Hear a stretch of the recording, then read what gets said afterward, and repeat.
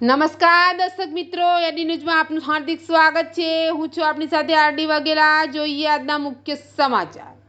વાલિયા ખાતે શ્રીમદ ભાગવત સપ્તાહના ત્રીજા દિવસની કથા ગોવિંદ દામોદર સ્ત્રોત અને હરિકૃષ્ણની ધૂનથી પ્રારંભ કરાયો।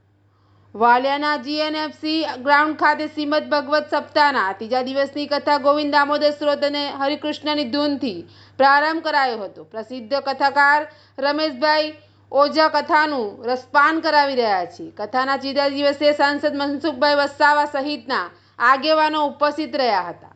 વાલિયા ખાતે શ્રીમદ ભાગવત સપ્તાહ ચાલી રહી છે। પ્રસિદ્ધ કથાકાર રમેશભાઈ ઓઝા વ્યાસપીઠ ઉપરથી કથાનું રસપાન કરાવી રહ્યા છે। મોટી સંખ્યામાં વાલિયા સહિતના ગામોમાંથી ભક્તો કથાઓનો લાભો લઈ રહ્યા છે।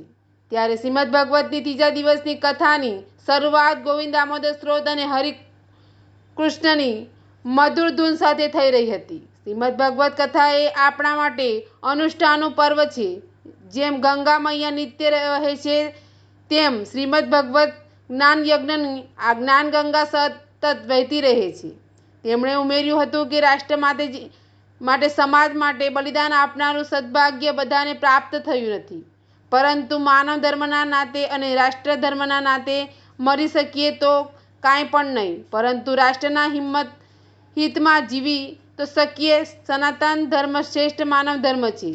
શ્રીમદ ભાગવત માનવ કલ્યાણ માટે છે અને તેનો કથાસાર મનુષ્ય જીવનને શણગાર કરીને સુંદર જીવન બનાવવાનો છે। તેમણે પ્રવચનમાં જણાવ્યું હતું કે ધર્મ અને રાજનીતિ ભેગી થવાને કારણે શુદ્ધ ધર્મ વિશુદ્ધ થયો છે। આંધળા અનુકરણોને કારણે સાંસ્કૃતિક હાનિ થઈ રહી છે।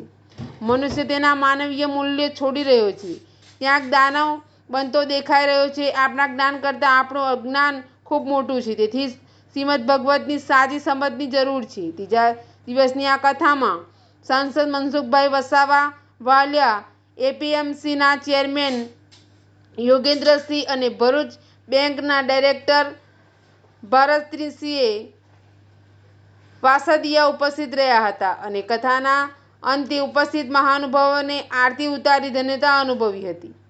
એડી ન્યૂઝ સાથે રિપોર્ટ જયેશ પ્રજાપતિ, અંકલેશ્વર।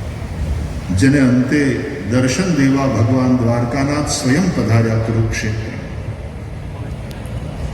પિતામહ ભીષ્મે ભગવાનની સ્તુતિ કરી છે, બહુ સરસ છે ભીષ્મ સ્તુતિ। ઇતિમતિ રૂપકલ્પિતા વિતૃષ્ણા ભગવતી સાત્વત પુંગવે વિભુમ્ની